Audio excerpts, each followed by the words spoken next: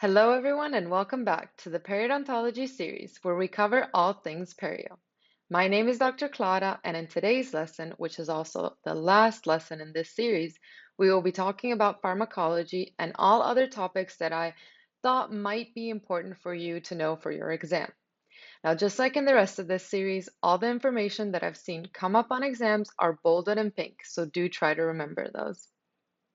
So, in this slide, I wanted to finish up with the last two phases of a periodontal treatment plan because I hope you remember that we have the preliminary phase, non-surgical therapy, and surgical therapy. So, the third phase, also called the restorative phase, can start after the periodontal disease gets under control or is stable. And this is where final operative restorations are done. And also, if needed, fixed and removable prosthodontics. Now, the last phase, which is the maintenance phase, is more like